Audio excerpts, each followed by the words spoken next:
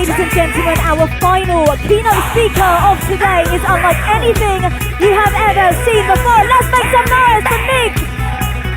Mr. Nick Santonastasso!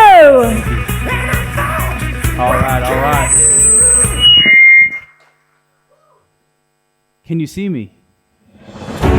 Where's my, no, we're good. Where's my brick guy? I need some bricks, cuz.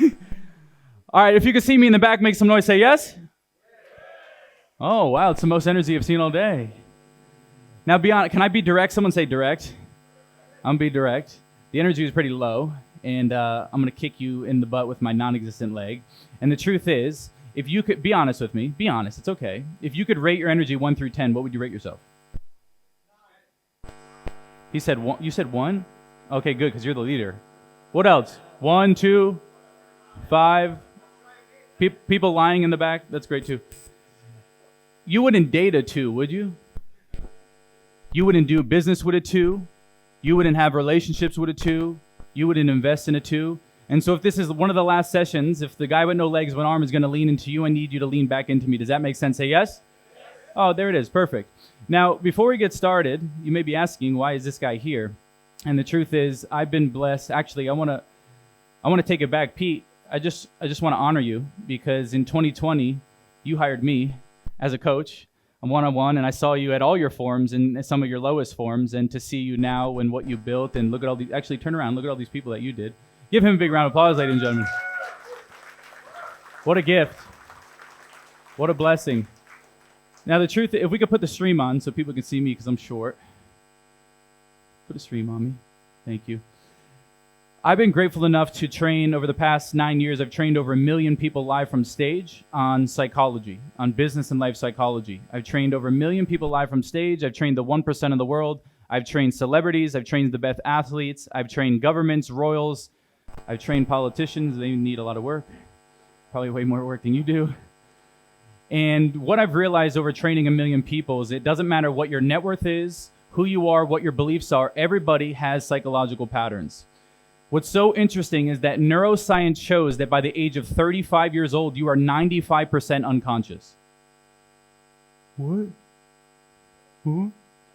That means by the age of 35, that means your actions, your words, your emotions, your triggers, the way that you show up in the world is on autopilot. That means only 5% of your brain is conscious trying to make a drastic change. And so what I've realized over the past 9 years is there's specific patterns that hold humans back. There's patterns that make you insecure. There's patterns that make you happy. There's patterns that make you close deals. There's patterns that make you lose deals. And one of the greatest gifts that I can give you over the next, I don't have a clock and I can speak forever. One of the greatest gifts that I can give you is the skill of pattern recognition. And what pattern recognition means is if I can show you things that you cannot see, you can then strip power away from the things that aren't serving you. And I truly believe that no matter what your net worth is, and no matter how cool you think you are, and how many accolades and how many Rolls Royces and your number plates on your car, that there's a next level of life for you.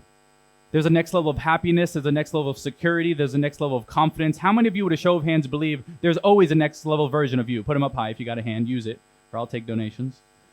Okay, great. Now, there's a few things that I want to note before we get started. The first thing is, we talk about this law that we call the law of exposure. And what the law of exposure states is the moment I'm exposed to a greater way of healing, a greater way of serving, a greater way of closing, a greater way of doing AI, the moment I'm exposed, I can never be unexposed again. Once I see it, I can never unsee it. So I'm going to make you see things that you may have never seen before. The other law that I want you to note is what we call the law of energy conservation. Now, what the law of energy conservation states is that energy cannot be created nor destroyed. It only changes form. How many of you ever heard that before? Okay, well, let's break it down on a deeper level. How many of you know someone who, when they walk into the room, they drain all the energy out of the room? Okay, point to them. No, I'm just kidding. And then how many of you know someone, when they walk or hop into the room, they raise the vibration in the room? Show of hands, right? So what we've realized as we study human behavior is that you cannot be a low energy individual and expect high level opportunities.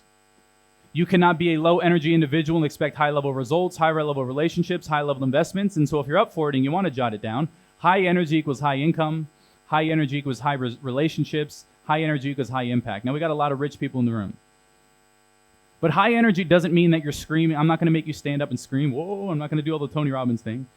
I ain't going to do that. But what I will say is I'm going to keep you in what we call an active state or a learning state. Someone say state. Good. And what an active learning state means is that studies show that when you sit there passively and just stare at me, you're going to retain about 0 to 5% of the information. Now, you gave me your most valuable asset, your time and your energy, and you can't get that back. So I would assume my hallucination is that you want to gain more than 0 to 5% of the information I'm going to teach. Now, studies show when you take it to the next level and you use that hand your creator gave you, if you write down notes, you can retain about 40 to 50% of the information. That's cool too. But if you want to take it to an outstanding level, because I believe this room is full of excellence and people who are outstanding, if you want to take it to an outstanding level today, you can retain about 80 to 90% of the information that I will teach, and I think it's valuable, if you keep your body in a learning state. Now, how we're going to keep our body in a learning state is I'm going to tell you to wave at me, I'm going to tell you to say yes, I'm going to tell you to do these things. That's for a few reasons. One, it's not to be motivational and inspirational, but one, it's to keep you in an active learning state. The second thing is I'm here to make you uncomfortable. I didn't fly 30 hours here, land at 1 a.m., to just talk.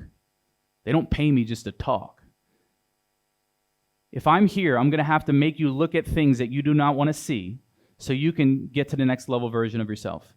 Medicine doesn't always taste good. Actually, it never really tastes good. I don't know what kind of medicine you're drinking, but it doesn't really taste good. And sometimes it doesn't feel good. But it's because I love you. And what I've realized is all of you, we talked about perception and people look at you, right? All of you, I'm sure there's people in this audience that go, wow, look how disabled he is. And I would say, have you seen the way you think? You see, my whole entire life, I'm 29 years old, I always thought it was so different. If we could put the stream on, or is it not working? That's okay too. What I've realized over the 29 years of my life is I always thought it was so different. Why me? You don't know what I'm going through. I have no legs of an arm. I have so many challenges. You don't know what it's like. But the truth is, we're a lot more similar than I thought. And the reason being is after training some of the millionaires and billionaires and my clients is that we all have disabilities. You could just see mine. How does the man with no legs of an arm in better shape than 95% of human beings? I have less, but I have more. How does he do all the crazy things? Because what we've realized in business and in life is that 80% is psychology and 20% is mechanics, if you want to jot it down. And I'll prove it to you, and I'm going to be direct. Someone say direct. I'm going to be direct. If 80% is psychology and 20% is mechanics, I'll prove it to you right now. Be honest. How many of you in this room know the foundational strategy to lose weight? Show of hands. Put them up high. Okay, great. Some half hands, some like maybe peptides, Ozempic. For those that don't know how to lose weight, let me give you a masterclass very quickly. You put less food in this hole and you move your body. True or false? True or false? Now, how many of you have your dream body? I thought this was the rich room. You know the strategy. You know how to lose weight. What gets in the way? Cake? The psychology. And it's the same thing inside your organizations, inside your people, inside your employment. The biggest bottleneck in your life will always be the leader's psychology and their belief system. You can give people the same way to raise money, the same closing script, the same way to raise capital, but only a few will perform because they have a different operating system. True or false? So I'm going to give you a different operating system. Now, before I yap and I give you some stories, I just want to give you evidence that I actually do what I say I do, and then I do crazy things, and I do more than most human beings with all their arms and all their legs, so you know that I'm not BSing you. Can we play the video? We have a video. Do we have a video of me doing cool things? I think we have a video of me doing cool things.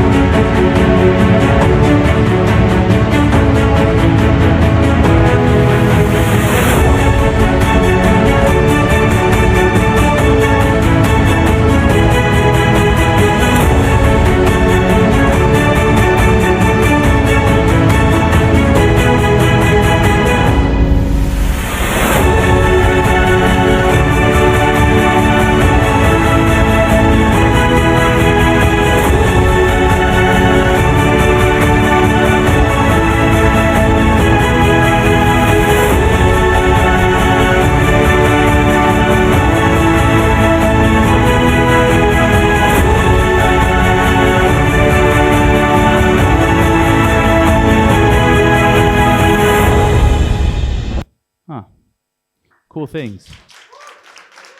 Now, I know I'm incredible. You don't have to clap for me. I appreciate it. But the reason why I show you that is because that's evidence. Someone say evidence. Sometimes all it takes is someone from a different walk of life to see evidence, and you capture evidence to realize that it's possible. And I believe there's a next level of life for you. Now, before I jump into the content, I would like to give you some background on why I look like this and what's going on here. Because if I don't tell you why I look like this, the whole time I'm going to be teaching life-changing information, your brain's going to go, what happened to him? Was it a shark? So let me just lay the foundation here very quickly. Now, there are a few moments in my life that really define my work and why I'm so passionate about this, but I'll give two. The first one was about 6 years ago. It was my father's birthday. And at the time, I was living in Las Vegas, and my family was living in New Jersey. And so I called my dad, and I'd say, happy birthday, Dad. I love you so much. Is there anything that I can do for you? He said, no. I said, how's my brothers? How's my sisters? They're all good. I love you, Dad. And I hung the phone up. And about 2 hours later, I get a FaceTime from my father. And I pick up the FaceTime, and he's hysterical crying. I said, Dad, what's wrong? And he said, son, he's dead. I said, who? He said, your brother. He said, me and your mother are at the crime scene. He took too much heroin, he overdosed, he's not coming back this time. And he said, son, I don't have the strength to tell your older sisters. Can you do it for me? I said, yes, sir. And hung the phone up and called my sisters and let them know their brother wasn't coming back this time. Now, the reason why I shared that is because if you really want to take your life to the next level, you must realize that your brain is a problem-solving mechanism. And your brain is always going to give you an answer to the questions that you ask it. The truth is, most of you are programmed to ask terrible questions. When we ask you a bad question, you get a bad answer. And so in times of uncertainty, in times of trials, in times of challenging situations, there are two questions that change the quality of my life. How many questions? Quick. There's two. I'm going to give you these questions now. I'd suggest you write them down. The first question, when my brother died, when my brother overdosed, he was gone. Halas, done. And I program my brain, because you can program your brain. The first question that I asked when my brother died was, what's the gift or what's the learning? What's the gift or what's the learning? The truth is, everything that's going to happen, that happened in your past and everything that happened in the future, there's a gift and there's a learning. But the truth is, most humans don't want the gift because that means you need to liberate yourself from your suffering. You can't play a victim if there's a gift. You much rather play a victim. It feels better. And so I said, what's the gift and what's the learning? The first gift that I got was my brother's suffering was over. I saw the man go from sober to not sober, sober to not sober. The battle was over. But I need more gifts. That's not enough for me. So I said, what else? The second gift that I got changed the quality of my life. The second gift that I got was this. My dad thought me, the man with no legs and one arm, was man enough to do something that he couldn't do in the moment. See, the truth is, as a guy with no legs and an arm, there's a lot of times, if I don't take control of my brain, there's a lot of times where I don't feel like a man. If I piss you off today, if this wasn't Dubai, you could fight me, but we're safe here. Maybe I can't carry all the groceries in one haul, long walks on the beach, you know? If I focus on the evidence that I'm not a good enough man, Nick will be not a good enough man if I shift my evidence. And so my dad gave me a piece of evidence that I was strong enough to do something that he couldn't do in the moment. What a gift. What if I were to tell you that in this room, unconsciously, one of your greatest handicap and disables, and I can use that word because I'm up here, is that you're always focused on the evidence that it won't work versus the evidence that it will. You're always focused on the evidence that you're not enough versus the evidence that you are. It's a pattern. It's all good. But the second question that I ask myself in moments of trials and challenges and tribulations is, who am I going to become because I'm going through this? How many of you, with a show of hands, in your past, you went through something really traumatic, you didn't understand it, why me, why am I going through this? You got through it, and on the other side you said, damn, that was a great blessing. Show of hands. I've heard from a wise man that you got to go through something to get to something. Dubai just did it and is currently doing it. UAE, they doubted us. They said we'd fail. PR attacks. And I flew in here today. I'm blown away that you have a full crowd in times of uncertainty. Give me another big round of applause, ladies and gentlemen. What a gift.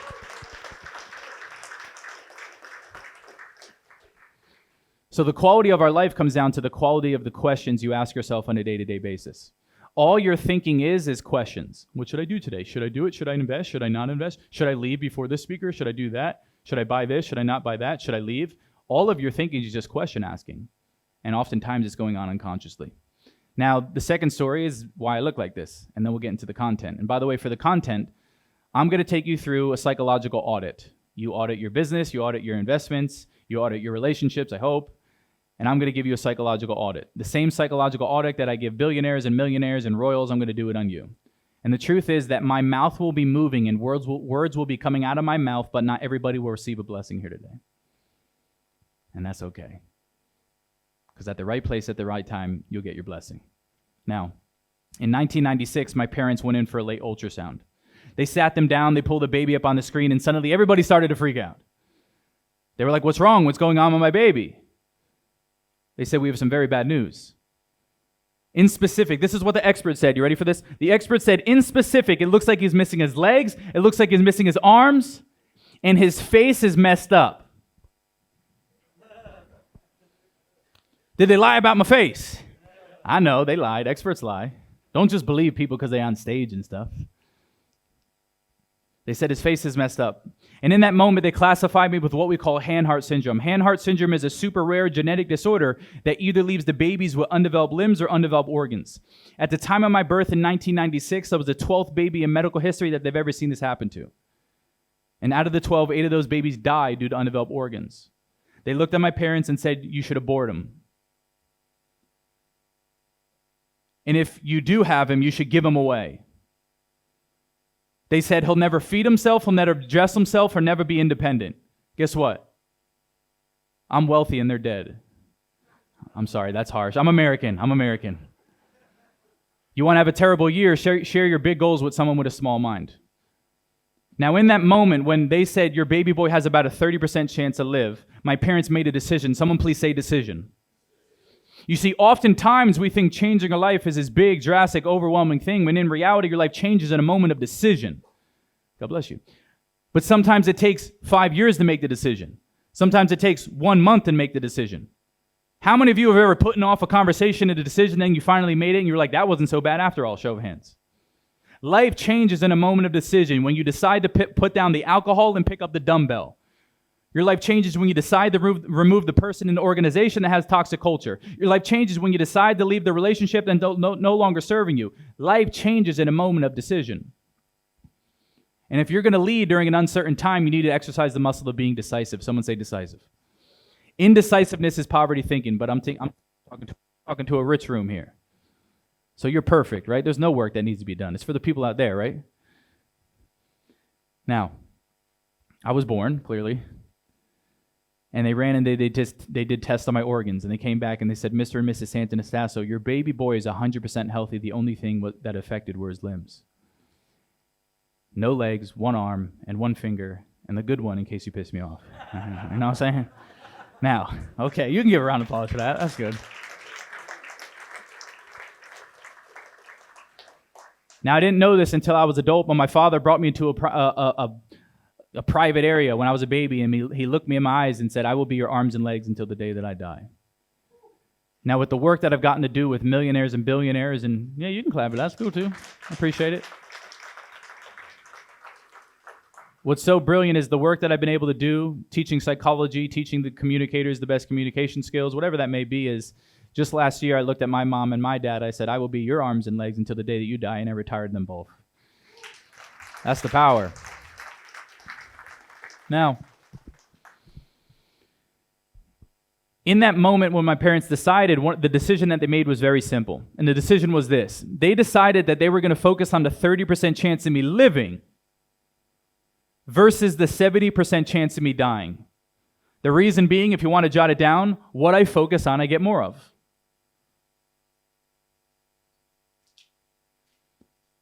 What I focus on, I get more of.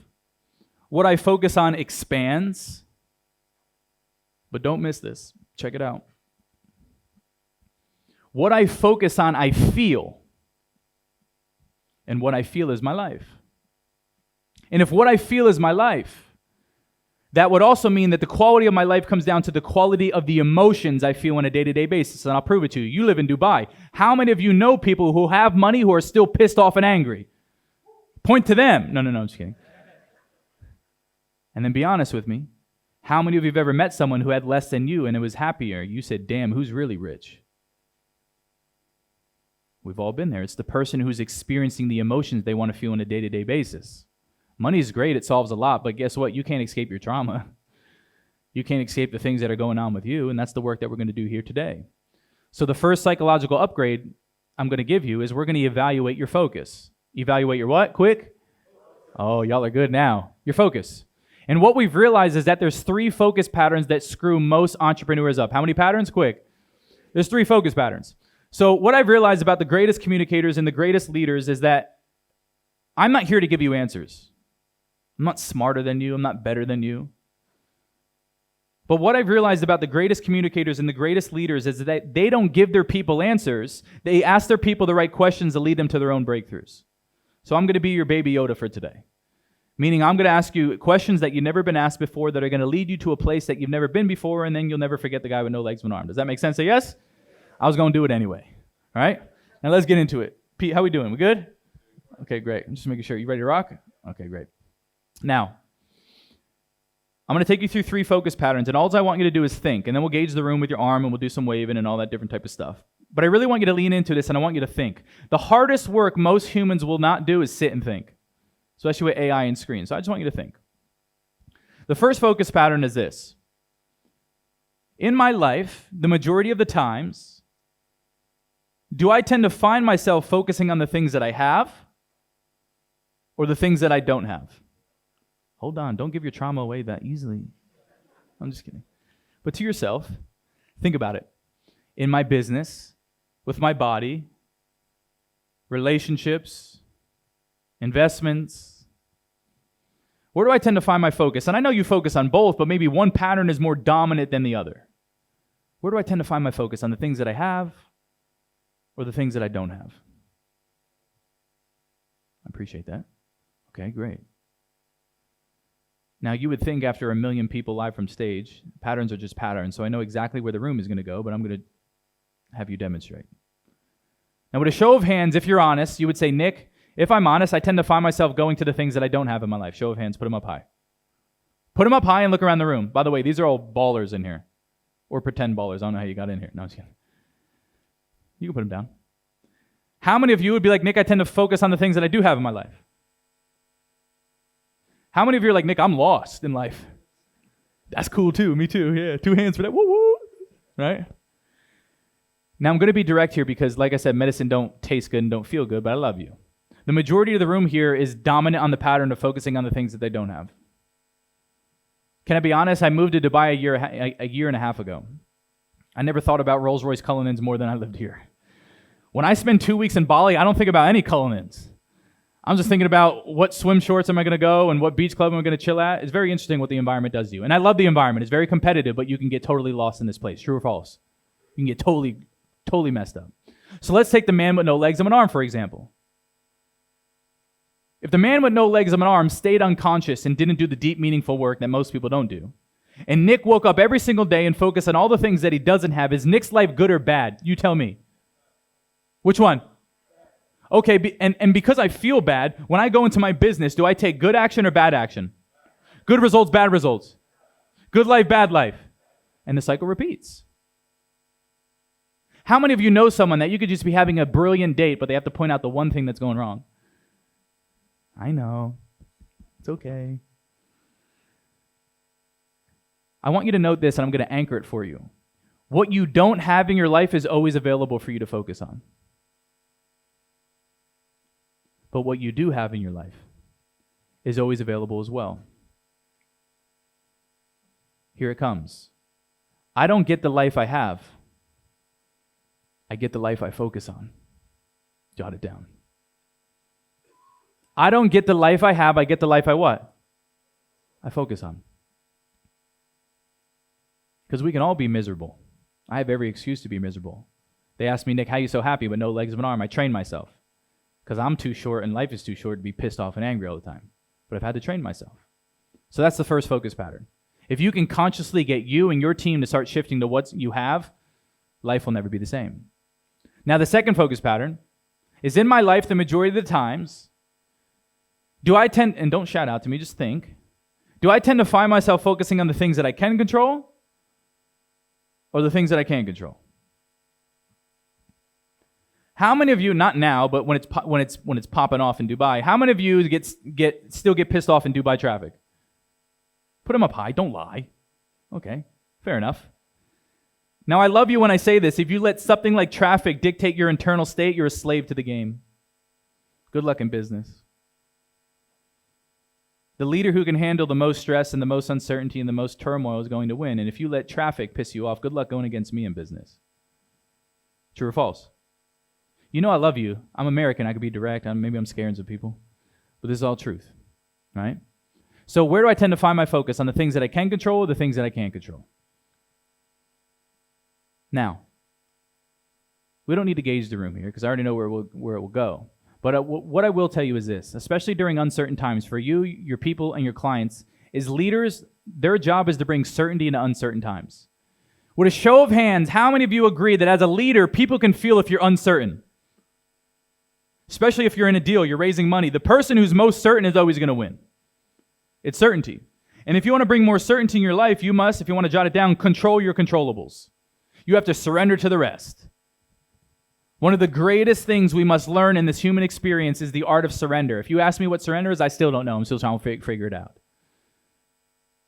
But you can only control your controllables, and you have to surrender to the rest. So very quickly, I'll give you a few things that you can control, which will change the quality of your life.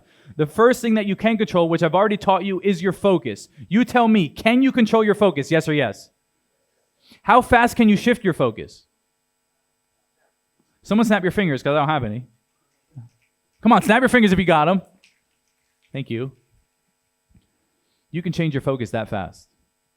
So understand that if you're in your poopy diaper and you're feeling inadequate and you're feeling insecure and you're feeling not enough, you created it. No one else did that. And you can shift that. So the first thing that you can control is your focus. The second thing that you can control, which this is a brilliant room, but what I've realized is most of you don't need to be taught. You need to be reminded, is the content that you consume on a day-to-day basis. Fear is all around you, especially during this time.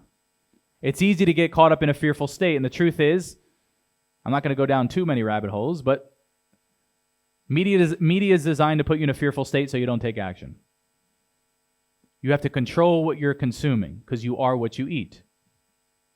And then third and final thing, which is one of the most hardest things to control, but you are in control of it, is the people that you surround yourself on a day-to-day basis. One of the hardest parts about life is that our family and friends don't understand why we're at a Capital Wealth Summit. True or false? They're like, how many hours? Did they feed you? They don't understand. Now, by the way, don't go home and sit mom down. Say, Mom, there was this guy at the conference. He had no legs but an arm. He told me to cut you off. Don't do that. But I want you to jot this down. Here's your anchor. There's a few people in your life right now that you need to love from afar.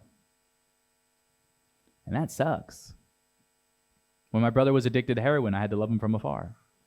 When I started outgrowing my friend group and my peers and specific people that weren't good for me, I had to love them from afar. So I'm not telling you need to cut people off, start slicing heads. What I am telling you is there's probably some people that you need to love from afar. Now, the third and final focus pattern is in my life, and here think about it. In my life, do I tend to find myself focusing on the past, the present, or the future? Take a second. I just said take a second, not shout out to me. I'm just kidding. The past, the present, or the future? Now, 1 million people already know the pattern, but I'm going to show you the pattern. How many of you, if you're honest, you'd be like, Nick, I actually tend to find myself going to the past a lot. Show of hands, put them up high. Interesting, the young ones. How old are you? How old are you? You don't even have much of a past. I'm just kidding. It's there. I'm not discrediting it. I'm young too. I'm kind of young. Now, what's so interesting, and let me educate you on here, the reason, and it's a very small percentage of the room, and let me educate you why the brain goes to the past. The brain loves to go to the past because the brain wants to remind you of all the things you suck at. all the things that failed, all the raises that didn't go your way, all the relationships that didn't go your way, all the conversations that were negative and the rejection, it loves to remind you of all the things that didn't go your way so you don't try it again. And you know what we realize as we study human behavior is that most people take the movie screen of the past and they copy and paste it on the future and live the same life for 50, 60 years. Well, it's because of this and why I don't do this. And it's because of that and why I don't do this. They're a prisoner of the past. Now, how many of you, with a show of hands, if you're honest, would be like, I try to focus on the present moment? That's hard, right? Tough. Now watch the room. How many of you spend the majority of your time focused on the future? Put them up high and look around the room. Every single time. It's the majority of the room. And the reason why it's the majority of the room is because I speak with cool people. I speak with action takers and achievers and builders and creators and investors and raisers and all the identities that you fall into. And I love that for you. It's incredible because you're always focused on the next deal and the next raise and the next vacation and the next Urus and the next bag and watch and whatever else stuff you love. But there's got to be a balance. Someone say balance. Because if you're always focused on the future, you're going to miss all the blessings that are right in front of you. Would you do me a favor and look to the person next to you and tell them don't miss it?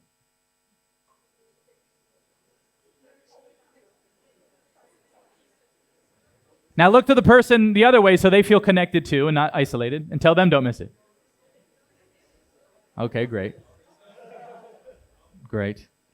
Now be honest, how many of you have kids? Did that go by fast? I don't have kids, I'm genuinely asking. Did it go by fast? Yeah.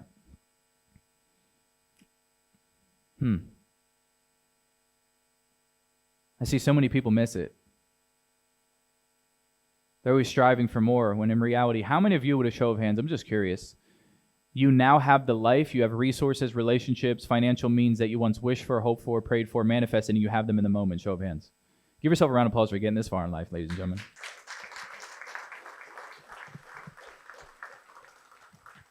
So you just went through a focus evaluation. And if there's anything that I can give you, is remember, you don't get the life you have, you get the life you focus on. And if you can consciously become conscious of your focus patterns and your team's focus patterns, it'll change the quality of your life forever. Now, moving to the next psychological upgrade, this will be tough. Someone say tough. It's going to be tough. I don't care. It's going to be tough. But I'm just curious, and you don't have to just agree with me because I'm on stage. Do you think your emotional state as a leader is important? 100%, right? Close more deals, you can serve, you can lead. And what we've realized is that humans live in two different states. How many states? Quick. They live in two different emotional states. They either live in suffering states or they live in beautiful states. Now, beautiful states are all the emotions that you like to feel. So if you could program yourself to feel more emotions, what would they be? Shout out to me. Who said beautiful? You're beautiful. Grateful. Peace. Happy. Magic. Can you bring my legs back? No, I'm just kidding. Quick with it. Anyone back there? You guys are dead or like emotions? Healthy. Content. Patient. Where are you? Good. You look like a patient guy. Okay, great. I'll give you some more. Certainty, secure, sexy, confident, valuable, enough. When you are in a beautiful place, you could be a better father, a better mother, a better leader, a better server, a better raiser, a better investor. True or false? Quick. You're in a better emotional state. You're operating out of your highest self. And then on the flip side, humans live in suffering states. Suffering states are all the emotions that you don't like to feel. So shout out to me. What are some emotions you don't like feeling? Oh, y'all are way better at the negative ones. Uncertainty. Where are you? Are you feeling uncertain back there? You good? Okay, great. Sadness. What else? Anxious. Angry. Are you angry? Okay, good. Free hugs. Fear. You like that one. You had enthusiasm. Frustrated. Guilt. Who said guilt? You want to dive into your childhood? No, I'm just kidding, Habibi. Depressed. Good. So we got some suffering emotions. Give me a head nod if you know we got some suffering emotions, right? You don't need to clap for suffering. It's okay. Suffering emotions, insecurity, inadequacy, not enough, not feeling good enough, insecure, not sexy, all the opposite. And when you are in those emotional states, you can't serve, you can't lead, you can't create content, you can't raise money, you can't close deals, you're operating at your lowest self. One of the greatest gifts that I can give you today is helping you identify where you live emotionally as a leader. Every single person in this room has what we call an emotional home. And it's a place where we go to where things don't go our way. It's a place that's cozy, it's comfortable. What if I were to tell you that most of us on an unconscious level are actually addicted to our own suffering because we feel it so much that the moment we feel beautiful, we sabotage it to go back to suffering? Where my ladies at? I know, it's okay. Who said that? He's loving it. This is so true. He's filming, he's getting into it. I love you. That's great.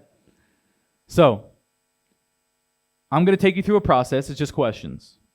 And it's going to help you identify where you live emotionally. And the reason why I'm going to do this is because we realize that humans change for only two reasons. They either change for pain or they change for pleasure. But humans will always run away from pain faster than they run towards pleasure. That's why you don't start going to the gym until your doctor says you're going to die. You don't lead the relationship until it becomes physically abusive or emotionally abusive. You don't kick the person out of the organization until they totally destroy the culture. So oftentimes as human, we have to hit a pain threshold in order to shift. Pete didn't bring me all this way for me to talk. Pete brought me here to give the leaders breakthroughs. Can I take you through this process? Yes or yes? Awesome. Music on. I'd let you know we can do it softly. Good. Now the first question, lower. The first question that I'm going to ask you, not lower. I'm going to ask the same question, but I'm going to insert a different emotion. And I just want you to see where the brain goes. Give me a head nod if you're ready. Ready, rock? Good. How often do I experience the emotion of insecurity? Is it once a year? Once a month? Once a week? Once a day? When you looked in the water and saw your reflection, the embers. They drew out a map and they showed you direction. Your How often do I sender experience the motion of feeling is far in inadequate or the not east where enough? your heart is at peace when you enter. My love is just a reminder, find your center. Once a month? My love is just a reminder, find your Once a week? center. Once a day? My love is just a Hold reminder. it. My love is just a reminder, find your center. How often do I experience emotion, pissed off and angry? Well, help me recall that first morning, sunlight at dawn, and cracks on the floor. Well, it served as a warning. Everything's changing, all rearranging. So familiar, so amazing. Hopped in the car, drove through the mountains, cows in the street, prayer beads you were counting. There was the river, eternal giver, flowing forever. Remember, find your center. My love is just a reminder, find your center. My love is just a reminder. My love is just a reminder, find your center. My love is just a reminder.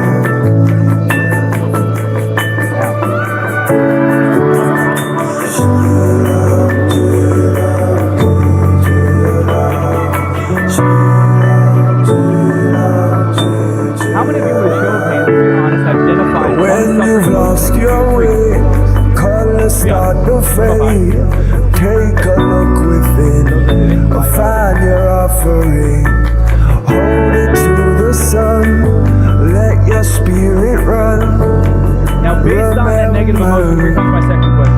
My second question Find is your this. center. Based on that one suffering emotion, My that makes you love is just a reminder, emotionally find your center. My love is just a reminder. My love is just a reminder, find your center. Who ever hurt because I'm My love is just a reminder. My love is just a reminder, find your center. My love is just a reminder.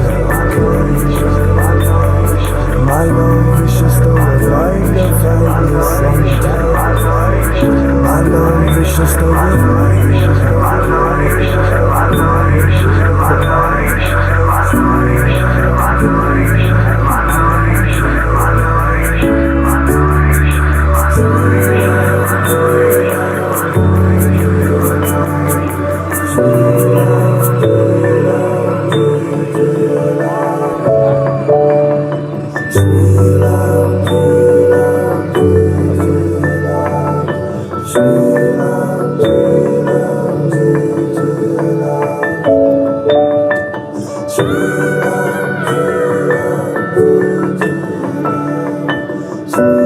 Who's your significant other yet?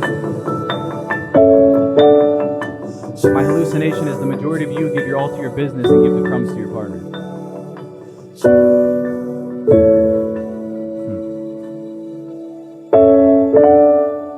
Who do you get? Because you can't escape you. You live with you. And at the end of the day, and the accolades and your fancy things, when you go home, you can't escape you. And my third and final question. What will it give you if you could just show up in a more beautiful place? What will it do for your life and your family and your kids? Because, by the way, this work isn't just for you. It's so you don't give your kid baggage to your kids.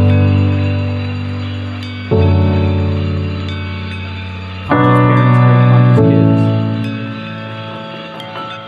Conscious family.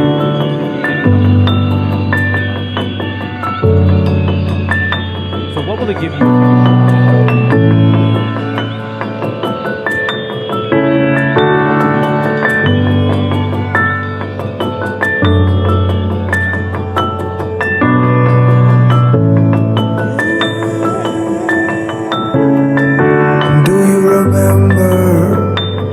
when you looked in the water and saw your reflection, the embers? They drew out a map and they showed you direction. Your sender is far in the east, where your heart is at peace when you enter. My love is just a reminder, find your center. My love is just a reminder, find your center. get a mic runner? My love is just a reminder. My love is just a reminder, find your center. I appreciate you leading from the front. The truth is, the one thing that's missing in me. Well, help me recall that first morning, sunlight at dawn, and cracks on the floor, well, it served as a warning. Everything's changing, all rearranging. So familiar, so amazing. Hopped in the car, drove through the mountains, cows in the street, prayer be to accountant. There was the river, eternal giver, flowing forever. Remember, find your center. My love is just a reminder, find your center. Anger is a secondary emotion. And what we tend to do is we say it's anger, but under it is sadness. And I'm just curious, what are you sad about? Life as a whole. Go on. The disappointments, not achieving what I set myself to achieve. I would go deeper and say the heartbreaks. Yeah. Yeah. The heartbreaks, The heartbreaks. the disappointment, the challenging. Yeah. You're sad about life. Yeah. Yeah. I feel that. I appreciate you being vulnerable. Now, who have you hurt because of that sadness? Me. Just a little closer so they can hear you. Me. Mostly I've hurt myself. Yeah. In the process, I destroyed my marriage. That was a big awakening for me. Yeah. How many of you can see yourself in him in some sort of way where you realize that your emotional state kind of bled into other relationships? Hands up high. You're giving them a great gift, my brother. My pleasure. What will it do if you can show up in a more happy place versus sad? Peaceful. Don't smile, because it's going to screw this whole sad thing up. Peaceful. Peace. Could you give me one piece of evidence that you're happy and not sad? I'm happy, I'm not sad. Could you give me one piece of evidence in your life that makes you happy, that feels like, wow, life is beautiful and it's not so sad? Can you give me one piece of evidence? Certainly. Getting the opportunity to work with Pete was full of happiness for me.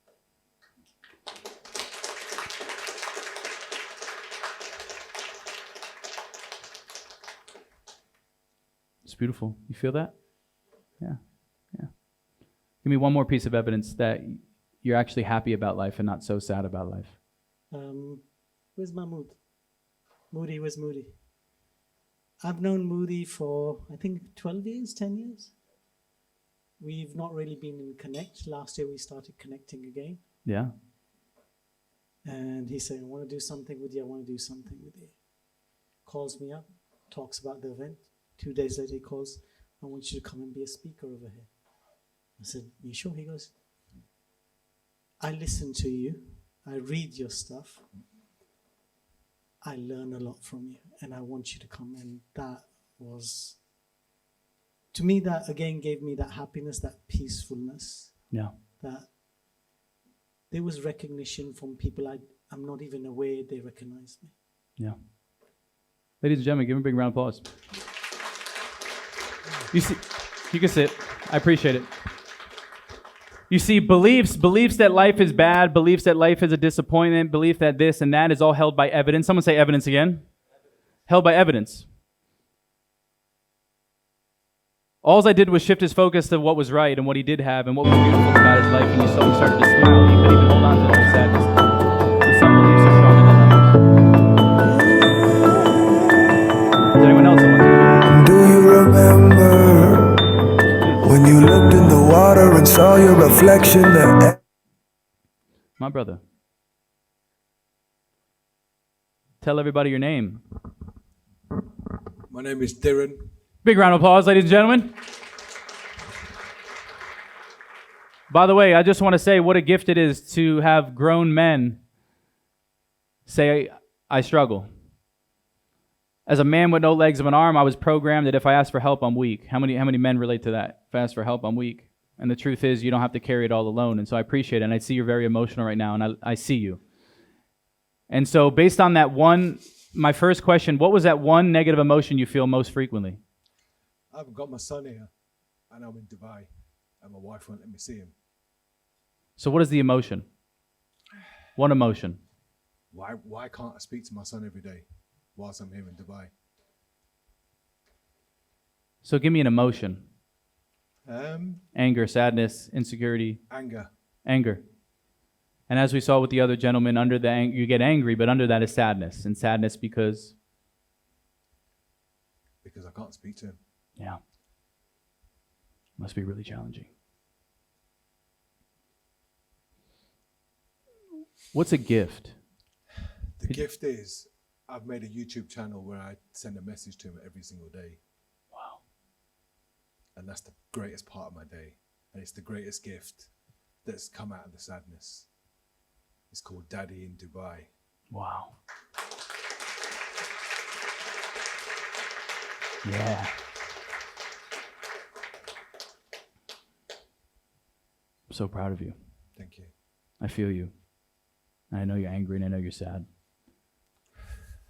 But you're doing an amazing job. If a man hasn't told you to your face, I want to let you know you're doing an amazing job. Thanks. Big round of applause, ladies and gentlemen. You're good.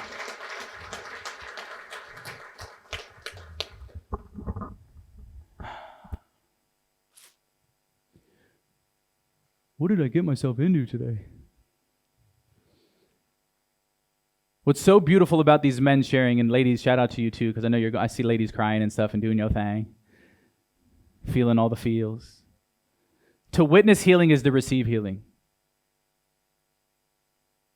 We're all mirrors for one another, and so you can see yourself in these gentlemen that stood up and shared their answers. You can see a part of you in them, and they gave you a great gift because they show you things that you can work on.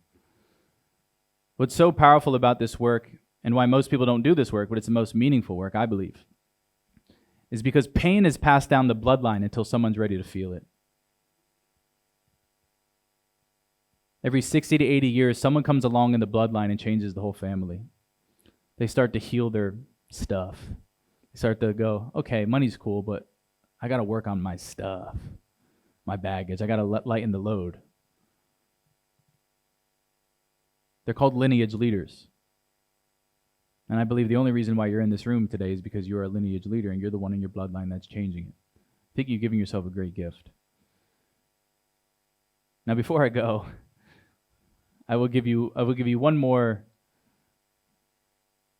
thing that I believe is really valuable to you. Pete, you brought us all to here today. Sorry to make you emotional. You're emotional as well. It's okay.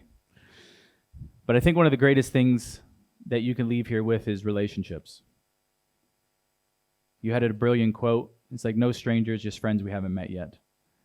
And what I've realized teaching leaders and all the cool people is that there's 3 dimensions to relationships. How many dimensions? Quick? There's 3. And all I'm going to do is I'm going to teach these 3 dimensions. I'm going to make you aware of them and see where you can then dial in and maybe upgrade yourself. The first dimension of a relationship is it's all about me. It's all about my needs.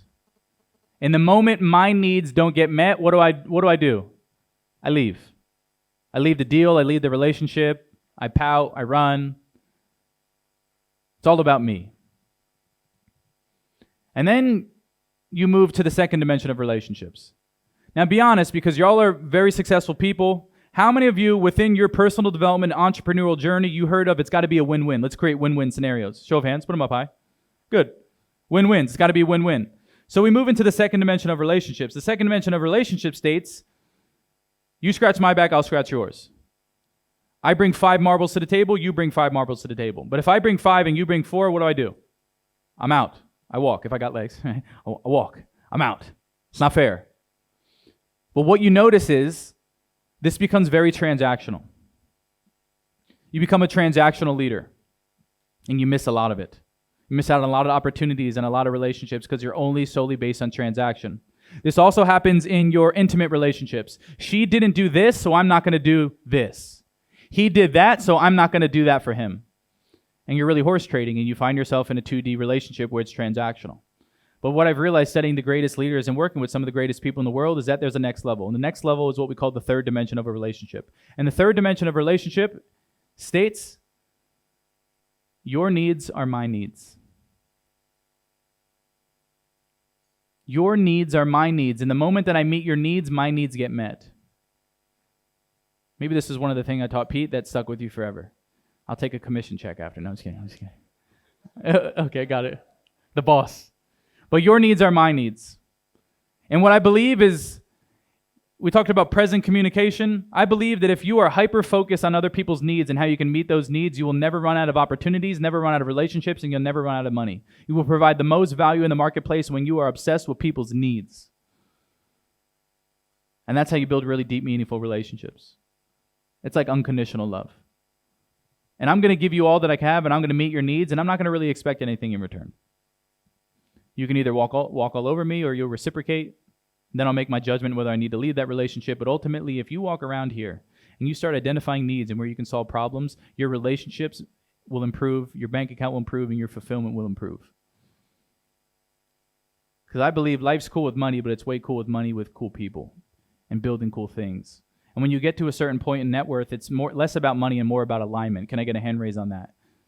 It's more about alignment. And so I believe maybe your business partner is next to you, your next investment is next to you, maybe your best friend for the rest of your life is next to you. But you wouldn't know if you don't put yourself out there. Dubai has given me such a great gift of incredible relationships and incredible network. This country has changed my life truly. Literally, I moved here from America. 6 months later, His Highness, Their Excellencies, put me on stage with Elon Musk. Joseph Tao. I was at the World Government Summit. They were like, how can we catapult you? I sold everything in America and I moved to Dubai and I went all in on UAE. And the truth is I can never go back to America because Dubai and UAE has given me such incredible platform. And I believe that's why we're all here. And so before I go, I'd like to give one more thing and one more piece of insight.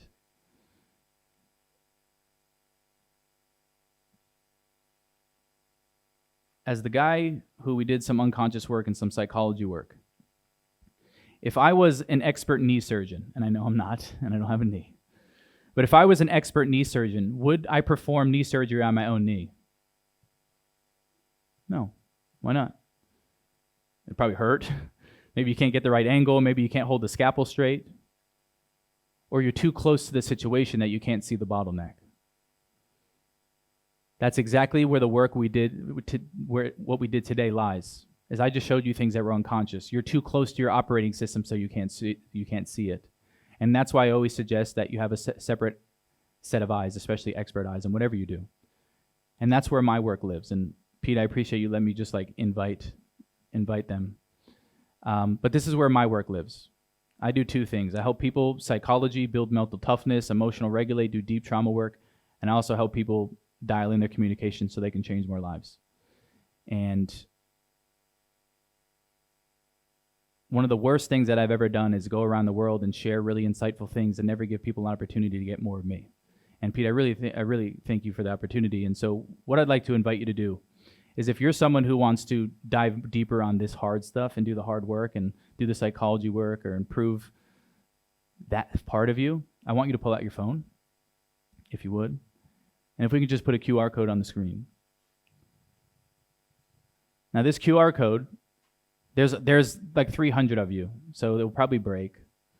But it's going to take you to a few questions. If you answer those few questions and you hit the right answers, it'll lead you to booking a call with me and my team. And all that call will be is we'll talk about where you are, where you want to be, and if I can help you get there further faster. If it's not a good fit, I don't need that. But my life changed because someone on the stage offered me an opportunity to go deeper. My life changed because I have people like Pete who not only were a client of mine, but now he mentors me, and I'm like, help me in different ways. And so that's my gift from me to you. Before I go, I'll give you one last story. I fly a lot, and there was a specific flight. I was flying Southwest at the time, and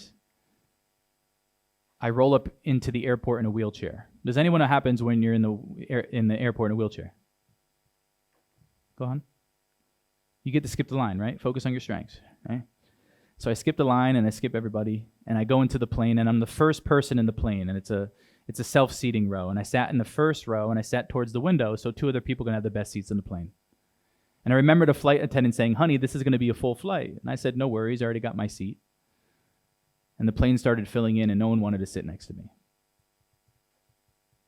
And people started staring and like, hey, look at that guy. And I felt insecure, I felt inadequate, I felt like I didn't fit in, all the emotions that we all feel. And finally, two gentlemen had to sit down, and I'm looking out the window, and I'm trying to be a stud, but I'm tearing up, and I'm a little emotional.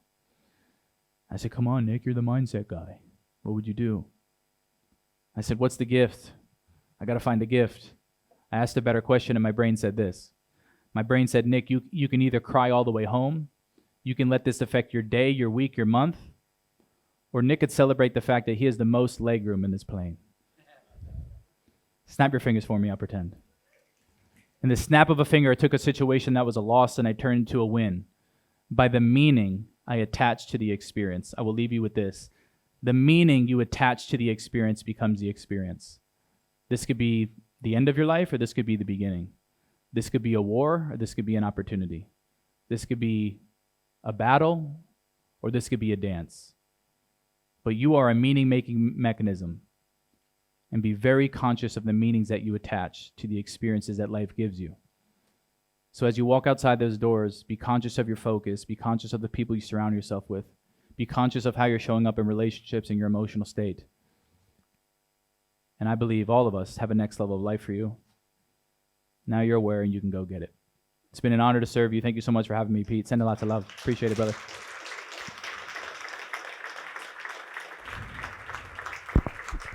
Shukran.